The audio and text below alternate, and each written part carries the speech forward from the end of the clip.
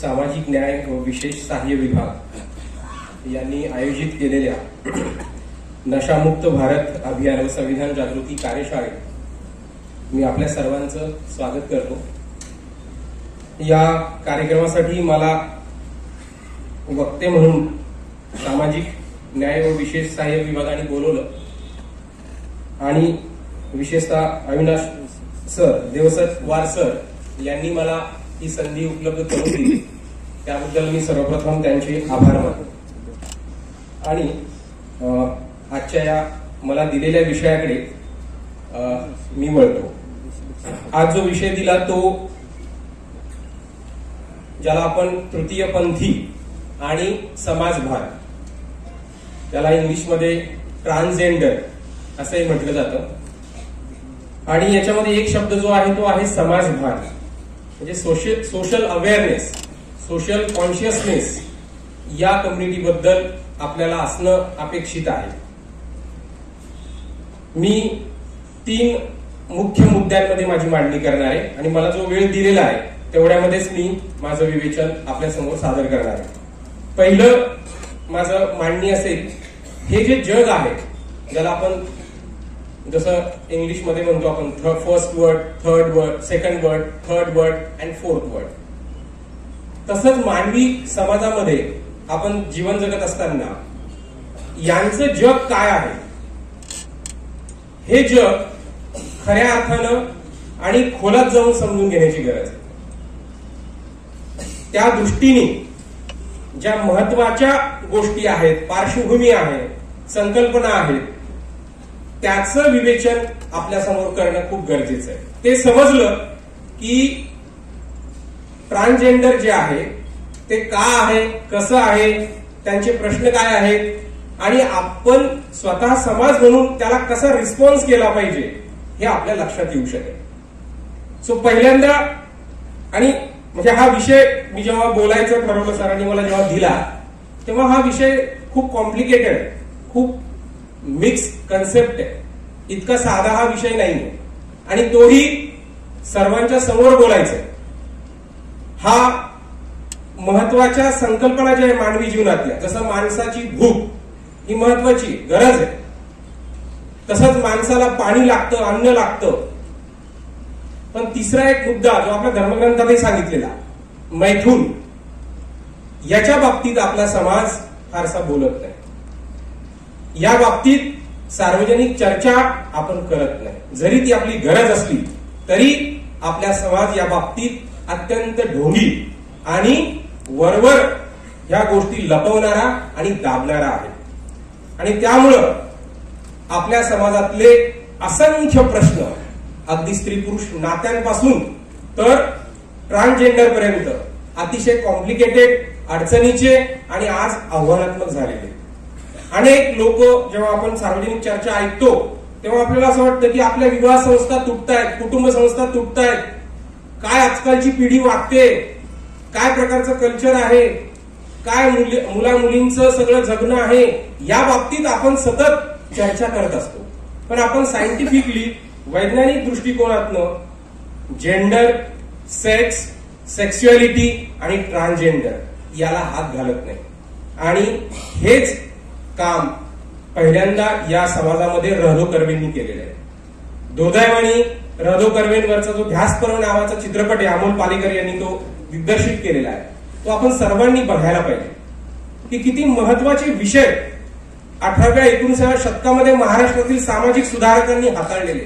त्या काळात र.धो. कर्वेंनी जे काम केलं ते आजही महत्वाचं आहे, आजही त्या पद्धतीचं काम कोणी करू शकत नाही। आणि दुर्दैव असं आहे की र.धो. कर्वे जेव्हा हे काम करत होते तेव्हा एक मुंबईला ते प्राध्यापक होते आणि त्या कॉलेजने त्यांना बोलून घेतलं।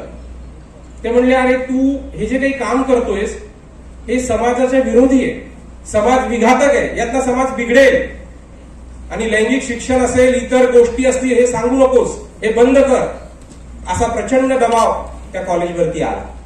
प्रिन्सिपलनी बोलून घेतलं आणि विचारलं र.धो. कर्वेंना की जॉब करायचंय, प्राध्यापकी करायची की ते काम करायचंय। तेव्हा र.धो. कर्वेंचं उत्तर फार महत्वाचं होतं। ते म्हणले, प्राध्यापकाचा जॉब कोणी करेल, पण मी जे काम करतोय ते कोणीही दुसरं करणार नाही, त्यामुळे मी हा जॉब सोडतो. त्या काळात रदो कर्वेंनी तो जॉब सोडला आणि लैंगिक शिक्षणाचं कामाची मुहूर्तमेढ त्यांनी समाज स्वास्थ्य आपल्या नावाच्या मासिकामधनं रुजवली आणि कितीतरी महत्वाचे विषय त्या काळात त्यांनी हाताळले. त्याच्यावरचे प्रचंड महत्वाचे खंड देशमुख आणि कंपनीने आता काढलेले ते सर्वांनी वाचावेत आणि अमोल पालेकर यांनी दिग्दर्शित केलेला ध्यास पर्व नावाचा चित्रपट तर नक्की आपण बघावा. असे अनेक लोकांनी कामं त्याच्यानंतरच्या काळामध्ये आपल्याला केलेली दिसतात. आता हा विषय का समजून घ्यायचा आहे? ट्रान्सजेंडर ही एका अर्थाने इंग्लिश मधली व्होकॅब्युलरी आहे. आपल्याकडे काय म्हणतात त्याला? आपल्याकडे वेगवेगळे त्याची नावं आहेत. आपल्याकडे भारतामध्ये विशेषतः किन्नर म्हणतात, हिजडा म्हणतात, अरावणी म्हणतात, कोठी म्हणतात, शिवशक्ती म्हणतात आणि जोगतीन पण म्हणतात. सो आपल्याकडची नावं ही सुद्धा आपण काळजीपूर्वक समजून घेणं गरजेचं आहे. आता सर्वात प्रथम हा विषयाला आपण हात घालण्यासाठी आपल्याला 3 महत्वाच्या संकल्पना खूप महत्वाच्या समजून घेणं गरजेचं आहे. अख्खा त्या जर 3 संकल्पना कळल्या तर हा पूर्ण विषय आपल्याला कळून चुकतो. ट्रान्सजेंडर, त्यांचे प्रश्न आपल्या समाजात का तयार झाले याचं उत्तर आपल्याला मिळतं आणि याचं उत्तर ट्रान्सजेंडरच्या प्रश्नांमध्ये किंवा ट्रान्सजेंडरची जी परिस्थिती आहे ते त्याला ते जबाबदार नाही, त्याला आपण जबाबदार आहोत. आपली मानसिकता, आपले विचार, आपलं अंडरस्टँडिंग हे जबाबदार आहे. आपल्या असंवेदनशीलतेमुळं त्यांची ही परिस्थिती झालेली आणि ती कशी, का आणि आपलं अंडरस्टँडिंग या बाबतीतलं काय ते आपल्या समोर मी आज मांडणार आहे. पहिला शब्द आहे लिंग. आपण सेक्स ज्याला म्हणतो, आपण फॉर्म भरता तुम्ही गव्हर्नमेंटची, त्याच्यामध्ये सेक्स असतो, मेल फिमेल. कोणताही फॉर्म घ्या गव्हर्नमेंटचा, मेल फिमेल म्हणजे काय? आपल्या समाजामध्ये फक्त 2च जेंडर आहेत. काय? मेल आणि फिमेल, स्त्री आणि पुरुष. बायोलॉजिकल डिफरन्स दाखवायचा असेल तर लिंग हा शब्द वापरला जातो, सेक्स हा शब्द वापरला जातो. माझं शरीर आणि स्त्रीचं शरीर भिन्न आहे हे दर्शवण्यासाठी ही संकल्पना वापरली जाते. Number 2, gender. आपण नेहमी ऐकतो जेंडर जेंडर जेंडर. जेंडर म्हणजे काय? मराठीत त्याचा अर्थ आहे लिंगभाव. म्हणजे काय?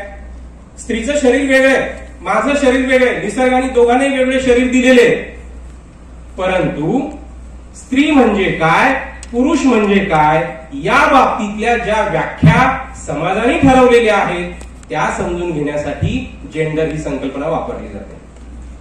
म्हणजे काय? स्त्री म्हणजे स्त्रियांनी कोणते कपडे परिधान करावे, पुरुषांनी कोणते कपडे परिधान करावे, कसं चालावं, कसं बोलावं, कसं वागावं, कुठे हसावं, किती जोरात हसावं, याचे सगळे नियम समाजाने बनवून ठेवलेले स्त्रियांसाठी आणि पुरुषांसाठी. हे जे नियम स्त्री म्हणूनचे, पुरुष म्हणूनचे, स्त्रियांनी कोणते कामं करायची घरात, पुरुषांनी कोणती कामं करायची, सो डिव्हिजन ऑफ लेबर पासून जेवढ्या गोष्टी तयार झालेल्या आपल्या समाजामध्ये त्याला समजून घेण्यासाठी जेंडर ही संकल्पना वापरली जाते. निसर्गाने सांगितलं का स्त्रियांनी हे काम करावं म्हणून? अजिबात नाही. फक्त रिप्रोडक्शन, मूल जन्माला घालणं, याच्यापेक्षा वेगळा फरक स्त्री आणि पुरुषांमध्ये काहीच नाहीये. एवढीच एक शक्ती त्यांच्याकडे आहे, बाकी तर सगळे सेम आहेत. पण बाकी सगळी कामं तुम्ही दिलेली आहेत. कामाचं, श्रमाचं विभाजन स्त्री आणि पुरुष म्हणून तुमच्या समाजात तुम्ही केलेलं आहे. त्याचं एक छोटंसं उदाहरण देतो म्हणजे पटकन तुम्हाला कळेल. तुम्ही बालभारतीचं पुस्तक उघडा जुनं, त्याच्यामध्ये एक धडा असायचा बालभारतीमध्ये, कमल झाडू आण, कमल घर झाडून काढ, कमल राजूला पाठ दे, कमल राजूला लाडू दे, आणि मग राजू पाटावर बसतो आणि लाडू खाऊन खुदकून हसतो. अख्ख्या घरातलं काम कमल करते. घर कामाची जबाबदारी स्त्रीवर टाकलेली. मुलीला आणि मुलांना इतक्या लहान वयामधनं बालभारतीमधनं मराठी शिकवताना तुम्ही श्रमाचं विभाजन ऑलरेडी केलेलं आहे. याला मी जेंडर म्हणतो. की आपलं जेंडर सगळ्यांचं, स्त्री आणि पुरुष, हे घडवलेलं आहे. आणि मग जेव्हा राजू मोठा होतो तेव्हा तो ऐकत नाही काहीच. तो स्त्रीला दुय्यम ठरवतो, हे तुझं काम आहे, हे मी नाही करणार.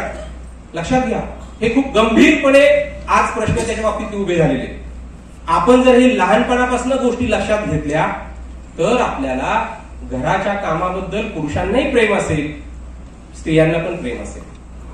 हे डिव्हिजन आपल्या समाजात आज मोठ्या प्रमाणात तयार झालेलं आहे.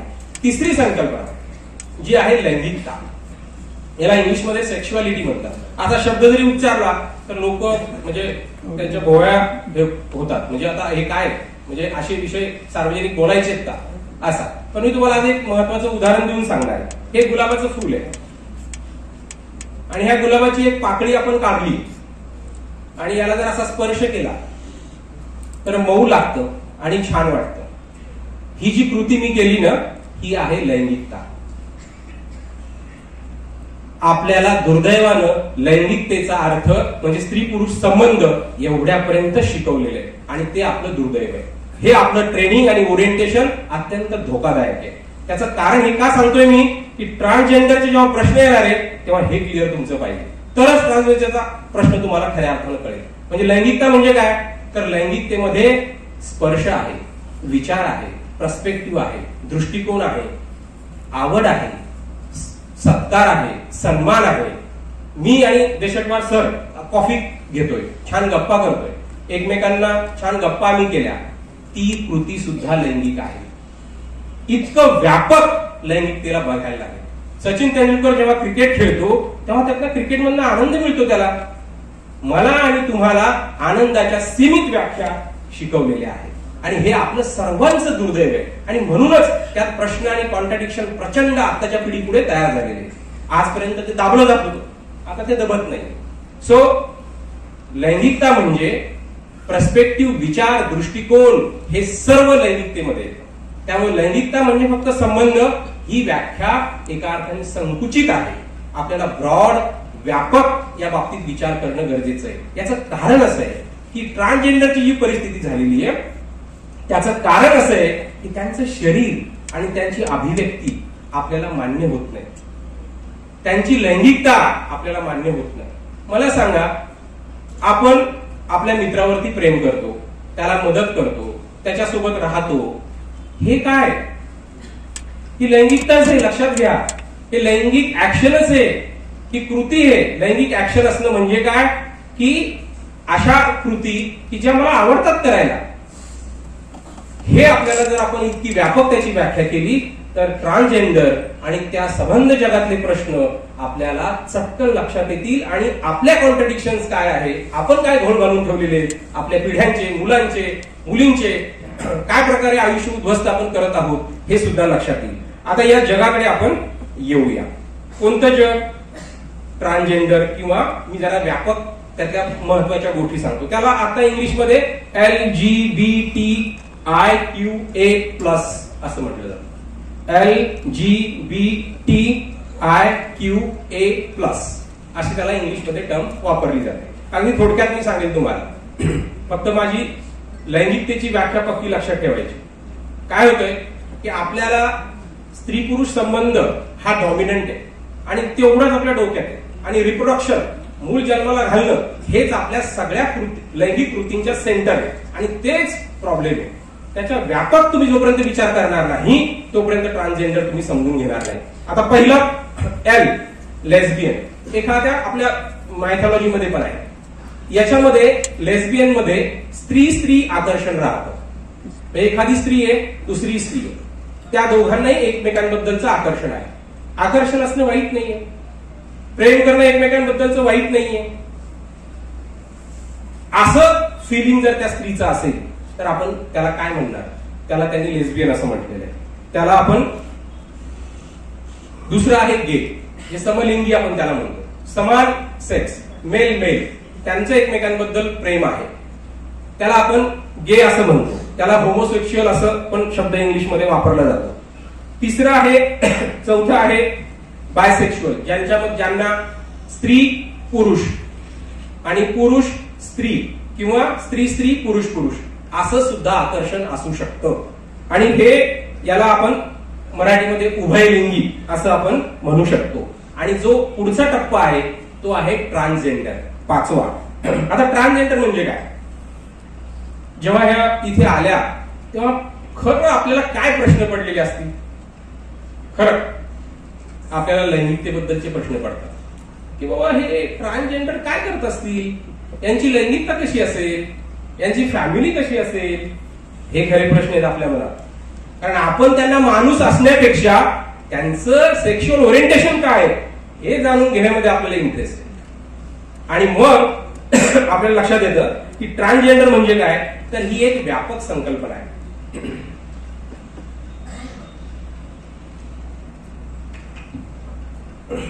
एक ब्रॉड कॉन्सेप्ट आहे, जगभरामध्ये तिचा वापर केला जातो.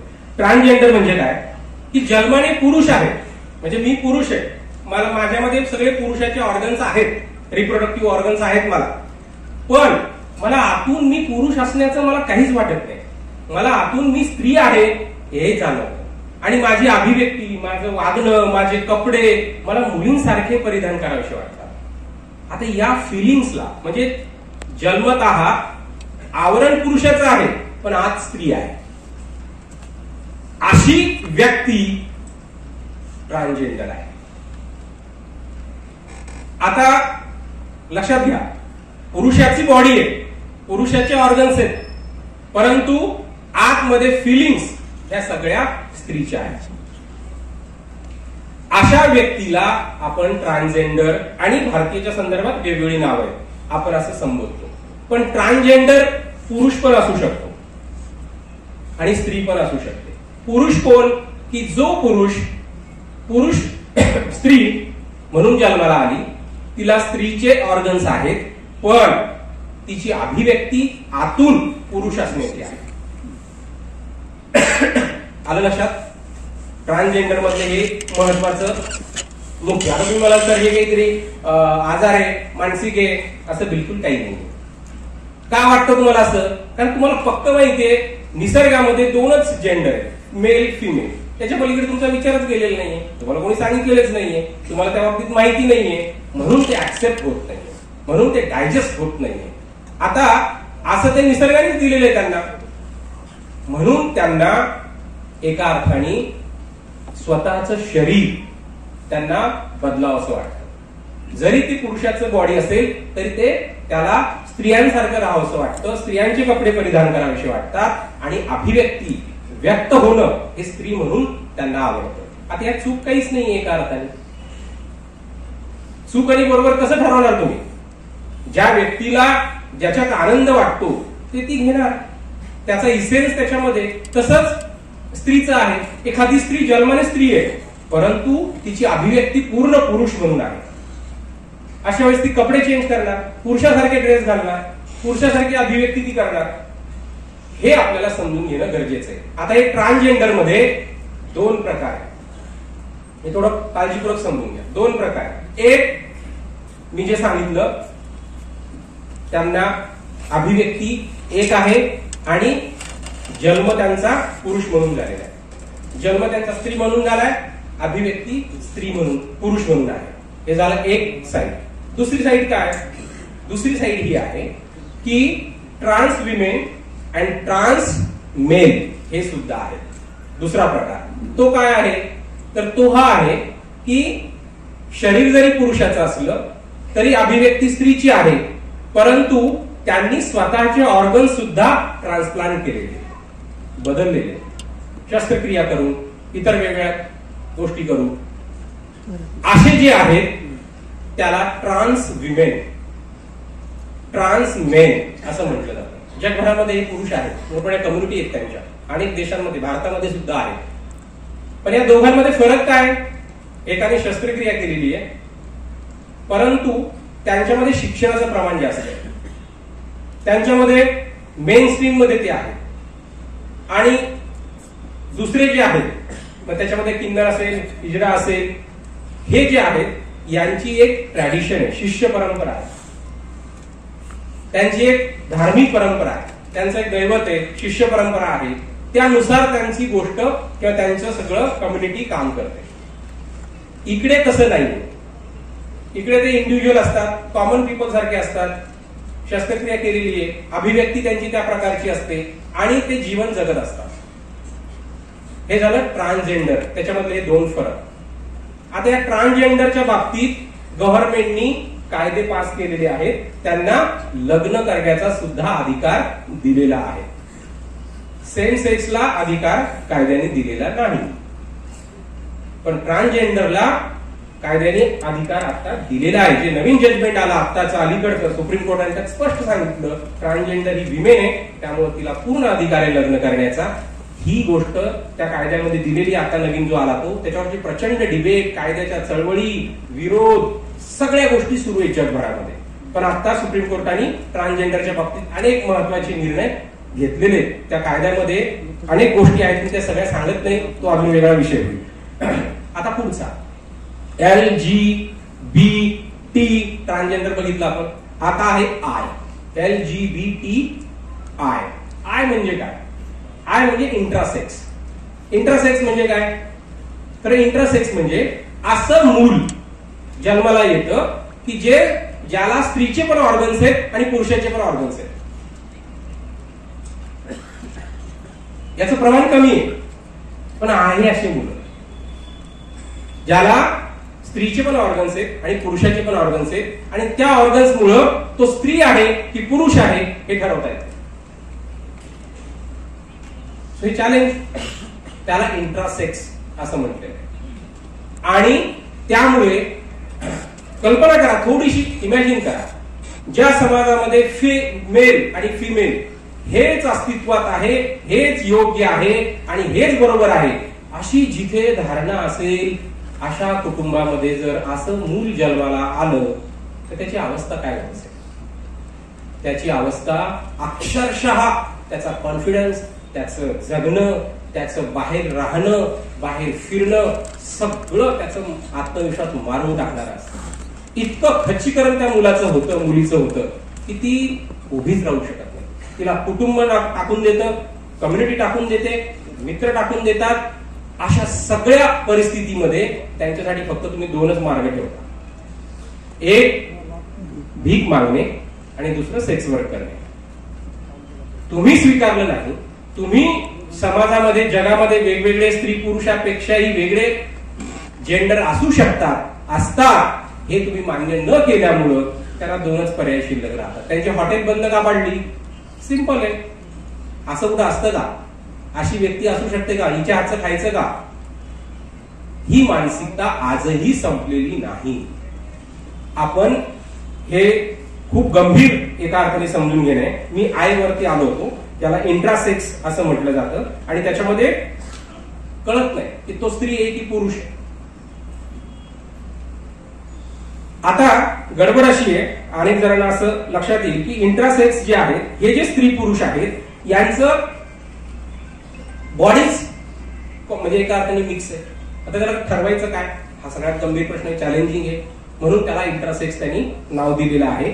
आणि त्यांचं नातं हे स्त्री पुरुष ट्रान्सजेंडर कोणासोबतही बनू शकतं, होऊ शकतं. म्हणजे ओरिएंटेशन, सेक्शुअल ओरिएंटेशन ही दुसरी गोष्ट आहे. स्वतःचं बॉडी काय आहे आणि माझं ओरिएंटेशन काय? ओरिएंटेशन म्हणजे मला आवडतं कोण, या दोन गोष्टी आहेत. या दोन्ही गोष्टी समजून घ्या. हे का आपण मेन स्ट्रीम सेक्शुअलिटीने का समजून घ्यायचंय? तुम्ही बघा आपल्या लग्नांचं काय झालेलं आहे. आपल्या लग्नांचे 9 आणि 3:13 वाजलेले.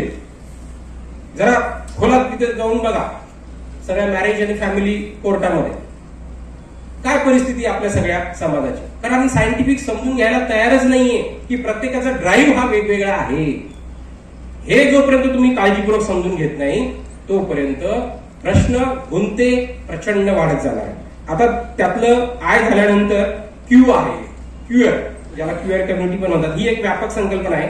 ज्यांना ते स्त्री आहेत, पुरुष आहेत, ट्रान्सजेंडर आहे, नेमकं कोण आहे हेच कळत नाही, हेच कन्फ्युजिंग आहे, अशा स्त्री पुरुषांना क्युअर असं म्हटलं जातं.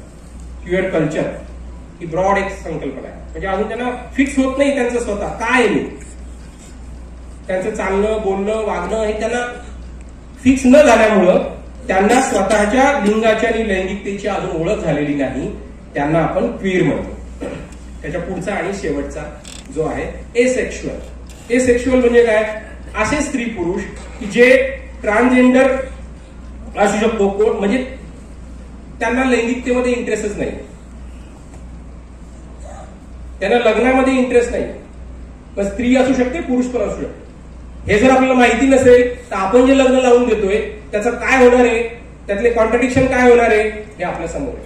हजारो केसेस असे रजिस्टर झालेले की तिचं ओरिएंटेशनच नाहीये, ती एसेक्शुअल व्यक्ती आहे, पुरुष आहे, स्त्री आहे. हेच आपल्याला अंडरस्टँडिंग नसल्यामुळं असंख्य प्रश्न त्या बाबतीत तयार झालेले आहेत. याचा अर्थ असा नाहीये की ती व्यक्ती नात्यात नसणार आहे. ती व्यक्ती प्रेम करेल, नातं तुमच्यासोबत ठेवेल, ती सगळं चांगलं करेल, काही तिच्यामध्ये वेगळं काही नाही, पण लैंगिक संबंध तिचा ड्राईव्ह पूर्ण झिरो असेल. हे लक्षात घ्या. हे म्हणजे कळीच्या आपल्या सगळ्यांच्या बाबतीत, समाजाबाबतीतले प्रश्न येते. आणि म्हणून भावना असू शकतं, प्रेम असू शकतं, तुमच्यावरती प्रेम करेल, सगळ्या गोष्टी ती करेल, तुमच्या बुद्धीला ती व्यक्त होईल, बुद्धीवर प्रभावित होईल, त्याच्यावर प्रेम करेल, परत प्रेम असू शकतं, पण या ड्राईव्हवरती ती शून्य असेल. त्याला एसेक्शुअल म्हणतात, म्हणजे इंटरेस्टच नाहीये त्यांना त्या व्यवहारामध्ये. आणि त्याच्यानंतर हे सगळे जे प्रकार आहेत हे सगळे आपण समजून घेतल्यानंतर आपल्याला असं लक्षात येतं पहिल्यांदा, अरे इतक्या गोष्टी, इतके व्हरायटी, इतके कॉम्प्लिकेशन्स याच्यामध्ये आहे. आपल्याला हे समजून घेणंच पहिल्यांदा गरजेचं आहे की हे काय आहे जग. या जगामध्ये जर हे जग मी समजून नाही घेतलं तर किती कॉम्प्लिकेशन्स आपल्याला अडचणी आणि प्रश्नांना सामोरं जावं लागतं. क्विअर आणि एकूण ट्रान्सजेंडर जे आहे त्यांना पहिल्यांदा 377 जे कलम आहे त्याला सामोरं जावं लागलं, कारण ब्रिटिशांनी ते तयार केलेलं होतं. आणि 370 जे आयपीसी आहे त्याच्यामध्ये स्पष्ट सांगितलेलं आहे अननॅचरल सेक्स जो आहे तो गुन्हा ठरवलेला आहे. आणि त्यामुळे जेवढे ट्रान्सजेंडर होते ते एका अर्थाने त्यांचं गुन्हेगारीकरण झालं. परंतु आपल्याला माहिती असेल की 2018ला 377 जी आयपीसी आहे त्याचं निरापराधीकरण केलं. म्हणजे अननॅचरल सेक्सचं जे अनअपराधीकरण होतं सगळ्या कम्युनिटी बाबतीत ते त्यांनी काढून टाकलं. 377 कायम ठेवलं, पण त्यातला फक्त एक गोष्ट ज्याला आपण म्हणतो की त्याला गुन्हेगारीकरण जे होतं ते त्याच्यातनं काढून टाकलं. आणि त्यामुळं आता ट्रान्सजेंडर जे आहेत ते एका अर्थाने गुन्हेगार ठरू शकत नाहीत, ते लग्न सुद्धा करू शकतात. पण सेम सेक्स जे आहे त्याला मात्र परवानगी नाही. त्यांना प्रेमाची परवानगी आहे, तुम्ही राहू शकता, पण लग्न करू शकत नाही. हे वरचे जे सुरुवातीचे मी प्रकार सांगितले त्यांच्या बाबतीत आजही कायम आहे. आता हे सगळं जे मी सांगितलं, जो आता सुप्रीम कोर्टाने जे जजमेंट दिलं ट्रान्सजेंडरच्या बाबतीत, ट्रान्सजेंडर वेलफेअर ऍक्ट जो आहे त्याच्या बाबतीत, ते खूप महत्वाचं आहे. आणि नालसा जजमेंट जे आहे हे 2 जजमेंट सगळ्यात महत्वाचे या कम्युनिटी बाबतीत. आणि त्याच्यामध्ये त्यांनी स्पष्ट सांगितलं की इथून पुढे तुम्ही कोण आहात हे तुम्ही जे सांगाल ते ठरेल. म्हणजे तुमचं जेंडर काय ते मी सांगेल मी पुरुष आहे, ते सांगेल मी स्त्री आहे, ते सांगेल मी ट्रान्सजेंडर आहे. अगोदर असं नव्हतं. अगोदर मेडिकल डॉक्टर्स कमिटी त्याच्या थ्रू जायला लागायचं. आता ती जाण्याची गरज नाही. सुप्रीम कोर्टाच्या जजमेंट, सुप्रीम कोर्टाने स्पष्ट सांगितलं ती व्यक्ती स्वतःला काय प्रकारे प्रेझेंट करते ते ऍक्सेप्ट करा. जनगणना होताना पण बघा आपल्याला विचारलं जातं, ते बाकी प्रश्न विचारतच नाही तुम्हाला, तुम्ही जी माहिती सांगाल तीच भरली जाईल. सो ही अतिशय चांगली गोष्ट आहे. प्रत्येकाला सेल्फ डिक्लेरेशन स्वतःचा आता करता येईल, ही एक महत्वाची. त्याच्यामध्ये प्रचंड मार्गदर्शिका न्यायालयाने दिला. ट्रान्सजेंडरसाठी काय काय करायला पाहिजे, वेलफेअर गोष्टी काय करायला पाहिजे, काय मार्गदर्शिका त्यांनी खूप साऱ्या त्यात दिलेल्या आहेत. आणि त्यामुळं आरक्षणापासून अगदी 0.06 आरक्षण सुद्धा आता त्यांच्यासाठी ठेवलेलं आहे. तर हे एका अर्थाने कायद्याच्या बाबतीत आपण समजून घेऊ शकतो. आता हे सगळं मी सांगितल्यानंतर आपण इथे सगळे जे स्त्री पुरुष बसलेलो आहोत यांनी नेमकं काय समजून घ्यायचं, का समजून घ्यायचंय, कशासाठी? पहिला मुद्दा आहे, आपण पहिल्यांदा हे लक्षात घेतलं पाहिजे की जगामध्ये जसे स्त्री आहे, जसे पुरुष आहे, त्याच्या व्यतिरिक्त सुद्धा जेंडर्स अस्तित्वात आहेत. हे पहिल्यांदा ऍक्सेप्ट करा, हे पहिल्यांदा मान्य करा. जर तुम्ही मान्य नाही केलं तर त्यांची परिस्थिती कधी सुधारणार नाही. आता सगळ्यांना आपल्याला राग काय आला माहितीये की त्यांचं हॉटेल बंद केलं. तुम्हाला खरं सांगू, आपण सगळे त्या हॉटेल बंद करण्यामध्ये आहोत. हे कधी लक्षात येईल आपल्या, त्यांनी बंद केलं का, पण त्याचे विचार आणि आपले विचार काही फारसा फरक नाहीये ना. आपणही तसंच दृष्टिकोन आहे आपला. आपली जागा असती, आपलंही घर असतं. आपण म्हणलो असतो आमच्या मुलांवरती वाईट संस्कार पडू शकतात, असं होऊ शकतं, तसं होऊ शकतं, नको ती झंझट. लक्षात घ्या, असंच झालेलं आहे ना. जातीच्या बाबतीत असंच झालेलं आहे, रंगाच्या बाबतीत असंच झालं अमेरिकेमध्ये. काळ्या रंगाची लोक आहे, बायकॉट करा, नको हे लोक. पहिल्यांदा रेस याच्या विरुद्ध लढायला लागलं, दुसऱ्यांदा स्त्रियांना लढायला लागलं. स्त्री आहे म्हणून तिला पण काही अधिकार नाही दिले आपण. मग स्त्रियांनी अधिकार लढून हक्क, मी स्त्री असले म्हणून काय झालं, आम्हालाही अधिकार आहे, आम्ही माणूस आहेत, आमचे सगळे राईट्स तुमच्या बरोबरीचे असले पाहिजे. मागून आणि झगडून घेतो. जातीचंही तसं नाही. जातीने आपण काही लोकांना बाजूला टाकून दिलं, वाळीत टाकलं. त्यांनी झगडून सिद्धांकन करून विचार मांडून सांगितलं की तुम्ही आणि मी सेम आहोत, काही फरक नाही आपल्यामध्ये, तुम्ही आमचे हक्क का मान्य करत नाही. तिथेही झगडायला लागलं आणि आता जेंडरवरनं झगडायला लागलं. सो ही लढाई विषमतेची सातत्याने चालू राहणार आहे. ती जर आपल्याला खऱ्या अर्थानं त्यांना न्याय मिळवून द्यायचा असेल तर आपल्याला जगामध्ये फक्त 2च जेंडर नाहीत, अनेक या बाबतीतले जेंडर अस्तित्वात आहेत, हे पहिल्यांदा मान्य करायला लागेल. नंबर 2, जगामध्ये लैंगिकता विविध प्रकारची आहे, हे पण मान्य करा. संकुचित व्याख्या आपल्याला बदलायला लागेल. मी जसं म्हणलं की या गुलाबाच्या पाकळीला मी स्पर्श केला, मला मऊ वाटलं, मला छान वाटलं, ही कृती लैंगिक आहे. लैंगिक याचा अर्थ स्पर्श, प्रेमानी, सहमतीनी, एका अर्थाने सन्मानाने विचार करणं, पर्स्पेक्टिव्ह असणं, मूल्य असणं, याचा अर्थच ती लैंगिक कृती असा आपण व्यापक केला पाहिजे. तो व्यापक जर नाही केला तर प्रचंड प्रश्न आपल्या समोर तयार होणार आहे. त्यासोबत त्याच पुढचा जो मुद्दा आपण समजून घेतला पाहिजे, राज्यघटनेचा. आपल्या राज्यघटनेने त्यांनी उल्लेख केला, प्रत्येक व्यक्तीला, स्त्री पुरुषाला सन्मानाने जगण्याचा अधिकार दिलेला आहे राज्यघटनेने. प्रत्येक पुरुष स्त्री कोणी असो, कोणी जातीचा असो, धर्म असो, रंग, रूप, जेंडर, काही नाही, सगळे कायद्यासमोर समान आणि सगळ्यांना समान जगण्याचा अधिकार आहे, सन्मानाने जगण्याचा अधिकार आहे. हे कायद्याचं पालन नागरिक म्हणून आपल्याला करणं खूप गरजेचं आहे.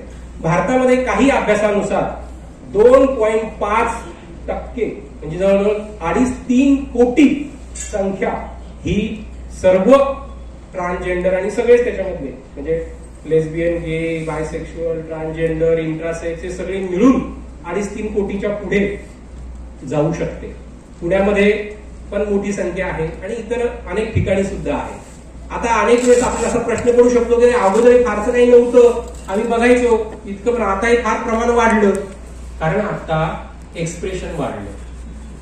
आपली लैंगिकता लपवायची नाही, ती खरी जी आहे ती सांगायची, हेच प्रमाण वाढलं. त्यामुळं एका अर्थाने अभिव्यक्ती वाढल्यामुळं, संरक्षण मिळायला लागल्यामुळं, कायद्याचं संरक्षण मिळायला लागल्यामुळं ही कम्युनिटी आणि यातले लोक एका अर्थाने आपल्याला पुढे येताना दिसतात.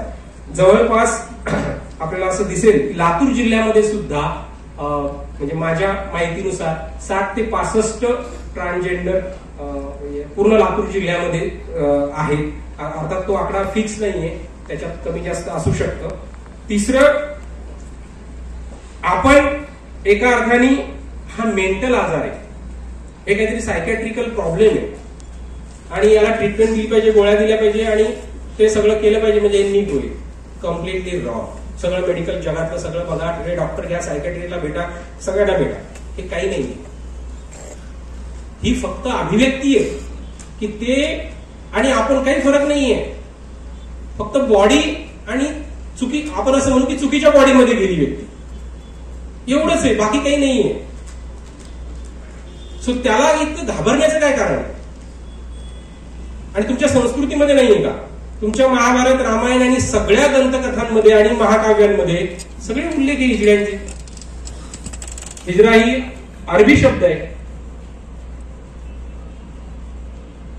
जर तुम्ही सगळा इतिहास वाचला तर तुम्हाला हे सगळे रेफरन्सेस सगळ्यांमध्ये सापडतात.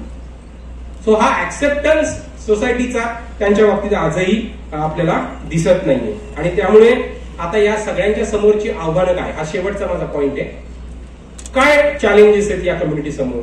तर पहिलं मी सांगितलं तुम्हाला, जर असं मूल जन्माला आलं असेल की ज्याची बॉडी पुरुषाची आहे आणि ज्याला आतून फिलिंग स्त्रीच्या आहे. अशा मुलाचं कुटुंबात काय होत असेल, अशा मुलांचं मित्रांमध्ये काय होत असेल. मित्रांमध्ये तो चेष्टेचा, टवाळीचा, टिंगलीचा विषय, त्याला दूर लोटलं जातं. कल्पना करा, आपल्याला जर कोणी वाईट बोललं तर दिवसभर आपल्याला करमत नाही.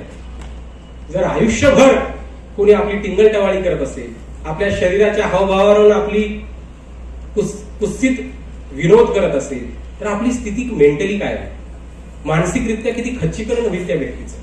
आणि हे खच्चीकरण आपला समाज दररोज करतो. सगळे कॉमेडी शो घ्या, त्या कॉमेडी शो मध्ये काय, क्रांतीवीर नाना पाटेकरचा चित्रपट घ्या, हिजड्यांबद्दल काय बोललेले त्याच्यात, अतिशय वाईट हा शब्द वापरलेला आहे. आता असं जर असेल, आपल्या फिल्म मध्ये आपल्या विनोदी पात्र, अगदी नटरंग नावाचा चित्रपट मध्ये आला होता, या सगळ्या गोष्टींमधनं आपल्याला लक्षात येतं या कम्युनिटी बाबतीत अतिशय असंवेदनशील आपले चित्रपट, कॉमेडी शो हे काम करताना दिसतात. त्यामुळं त्या बाबतीत आपण प्रेम, सन्मान, स्वीकार आणि इज्जत समाजाकडनं त्यांना मिळणं गरजेचे. आपण सन्मान दिला पाहिजे. आपल्यापेक्षा वेगळं जेंडर येते, हरकत नाहीये ना, असू शकतं, निसर्गाने दिलेलं आहे, तर एवढं घाबरण्याचं काय कारण आहे. काही वाईट पीठ होणार नाही कोणाचं. त्यांचं फक्त म्हणणं काय आहे, आम्हाला माणूस म्हणून स्वीकारा, एवढाच मुद्दा आहे, आणि ते आपण स्वीकारत नाही. त्यामुळं त्यांची प्रचंड मानखंडना ही आपल्याला होताना दिसते. दुसरा चॅलेंज काय आहे त्यांच्या समोरचा, रोजगार. त्यांनी आता उदाहरण दिलं त्यांचं उदाहरण. तुम्हाला अजून एक उदाहरण सांगतो. प्रत्येक वेळेस आपले मध्यमवर्गीय लोक काय म्हणतात, काय हे पैसे मागून घेतात, भीक मागतात आणि जॉब करत नाही, काम करत नाही, आणि उगं फुकटचे सगळे पैसे गोळा करतात, खूप पैसे असतात त्यांच्याकडे, वगैरे वगैरे वगैरे.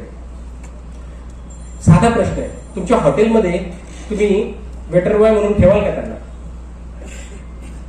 नाही ठेवणार. तुमचे हॉटेल बंद पडेल, ग्राहक येणार नाही, तुम्ही काम पण देणार नाही, तुम्ही ठेवणार सुद्धा नाही. त्यांनी कष्ट कसे करायचे, श्रम कसे करायचे, रोजगार कसा मिळणार त्याला, त्याच्यासाठी तुम्ही सगळी दारं बंद केली आहे. तुम्हाला ते जेंडर ऍक्सेप्ट नाहीये, ही तुमची सुरुवात आहे. असं झालं की त्याला काम नाही, भीक मागितल्याशिवाय पर्याय नाही. दुसऱ्याच्या लग्नात जाऊन दुसऱ्याच्या म्हणजे नाक्यावरती टाळ्या वाजवणं, पर्याय काय ठेवला समाजात, आणि तो पर्याय आपल्याला द्यायला लागेल, रोजगारामध्ये सामावून घ्यायला लागेल, त्यांना वेगळ्या प्रकारचे सहाय्य आपल्याला उपलब्ध करून द्यायला लागेल. साधी गोष्ट आहे, ट्रान्सजेंडर असेल, टॉयलेटला त्यांनी कुठं जायचं, जेंट्स मध्ये जायचं का फिमेल मध्ये जायचं, आहे आपल्याकडे सुविधा? विचारच केलेला नाही.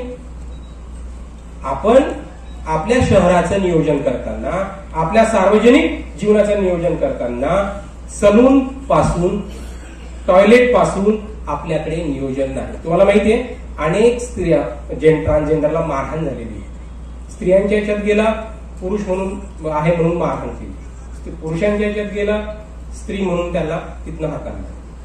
लक्षात घ्या किती कॉम्प्लिकेशन्स आहेत. पण त्या व्यक्तीची चूक काय त्याच्यामध्ये, त्यांनी काय म्हणजे त्यांनी स्वतःहून काही केलंय का? याचा अर्थ असा आहे की तुमची कोणतीच व्यवस्था त्याच्यासाठी उपलब्ध नाही. आणि म्हणून पहिल्यांदा आपण आपल्या व्यवस्था ज्या आहेत त्या युनिसेक्स बनवल्या पाहिजे, मल्टीसेक्स बनवल्या पाहिजे. सगळ्यांना तिथं, लहान मुलं सुद्धा रस्त्याने चालताना लहान मुलांचा विचार केला का तुम्ही? वृद्धांचा विचार केला फुटपाथ बांधताना? नाही केला. आपल्या प्लॅनिंग मध्ये, आपल्या बिल्डिंग्स मध्ये काही त्याचा विचार आपण केलेला नसतो. हे करणं गरजेचं आहे, तरच आपण खऱ्या अर्थानं त्यांना न्याय देऊ शकू. चौथं, बँक असेल, पतसंस्था असतील, या कर्ज फारसं देत नाही. गव्हर्नमेंट आता रूल झाले, गव्हर्नमेंट देसटवार सरांसारखे जर सर असतील तर अशा काही केसेस झाले की त्यांना खूप फायदा झालेला आहे, फायनान्स उपलब्ध करून दिलंय. पण शक्यतो बँक ट्रान्झॅक्शन हे काही त्यांना देत नाही. खातं सुद्धा बँकेमध्ये काढायचं असेल तर प्रचंड त्रास आहे. सो ह्या सगळ्या गोष्टी आपल्याला एका अर्थाने बदलल्या पाहिजे. सगळ्यात महत्वाचं, आपल्याला आपल्या समाजात जर आपण हे समाजभान यांच्या बाबतीत हेल्थ सेंटरमध्ये एखाद्या वेळेस एखादी ट्रान्सजेंडरला आजार झाला, त्रास झाला, पेन असेल, कोणत्या वॉर्डमध्ये टाकायचं? डॉक्टरांना आपल्याकडे ओरिएंटेशन नाहीये. MBBS झालेले डॉक्टरांना पण जेंडर, क्लास, सेक्स याचं काही ओरिएंटेशन नाही. हे देणं सुद्धा गरजेचं आहे. तरच आपलं सिस्टीम एका अर्थाने सुधारू शकते. आणि त्यामुळे जर आपण हे समाज भान आपलं जागवलं तर त्यांच्यासाठी ते सुखकर असेल, आपल्यासाठी सुद्धा महत्वाचं आहे.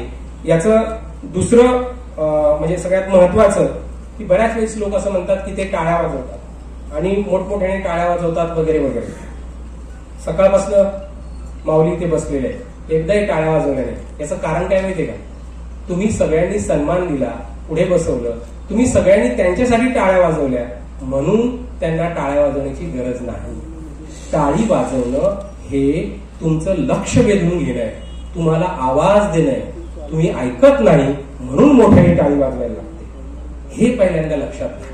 इतका त्रास, इतकं प्रेम, इतक्या गोष्टी आहेत, कोणी समाजात ऐकत नाही, कोणी प्रेम देत नाही. मला माहितीये माणसाला सगळ्यात मोठी शिक्षा काय असू शकते?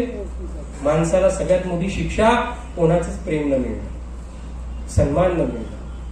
बाबासाहेबांचं एक सगळ्यात लढ्यांमधलं एक सगळ्यात महत्वाचं सूत्र आहे. बाबासाहेबांचा सगळा लढा आत्मसन्मानासाठी, डिग्निटीसाठी. लक्षात घ्या ही एक गोष्ट इतकी महत्वाची आहे, माणसाला उभं करते. एक वेळ जेवण नाही मिळालं तरी चालेल, पण जगणं सन्मानाने असलं पाहिजे. तो सन्मान, त्या टाळ्या जेव्हा आपला समाज यांना देईल तेव्हा त्या टाळ्या आपोआप त्यांच्या बंद होतील. धन्यवाद मला इथे बोलवलं त्याबद्दल. आणि हा विषय त्याच्याबद्दलची मतांतर खूप असू शकतात.